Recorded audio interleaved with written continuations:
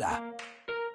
Hoy te voy a hablar de la regla redonda de medición de aluminio, una herramienta profesional que te puede servir para muchos proyectos de carpintería, dibujo, diseño o escapadas nocturnas. ¿Quieres saber más?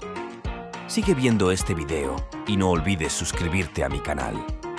La regla circular de medición de aluminio tiene una escala graduada en grados, centímetros y pulgadas. Te permite más que tu esposa medir ángulos, diámetros, radios y circunferencias con precisión y facilidad. Además, tiene un orificio central que te permite fijarla con un clavo y girarla 360 grados para trazar círculos perfectos.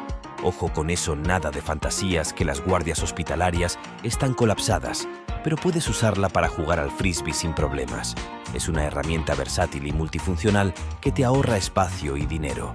Con una sola regla puedes hacer varias mediciones y trazados que normalmente requerirían otras herramientas. Es como tener un kit de geometría en tu bolsillo o en tu cinturón de Batman. Está hecha de aleación de aluminio, un material resistente, ligero y duradero que no se oxida ni se deforma como algunas cosas que ya sabemos con el tiempo tienden a estropearse. Tiene un acabado mate que evita los reflejos y facilita la lectura de la escala. Es tan bonita que hasta podrías usarla como un collar o un pendiente o como un anillo de compromiso, lo que seguramente te saldrá más barato. Tiene una alta precisión y una buena legibilidad. Pensándolo bien, esto debería existir para analizar suegras. La escala está grabada con láser y tiene marcas claras y uniformes.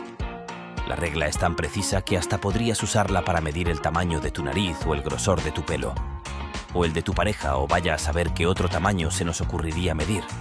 Debes evitar que se raye o se golpee, ya que podría afectar a su precisión y su aspecto, algo así como evitar golpear tu... Bueno, ya sabes a qué me refiero. Bien, pues esto es todo lo que te puedo contar sobre la regla redonda de medición de aluminio. Espero que te haya gustado este video y que te haya servido de ayuda. Si tienes alguna pregunta, cómprala o sugerencia, también cómprala.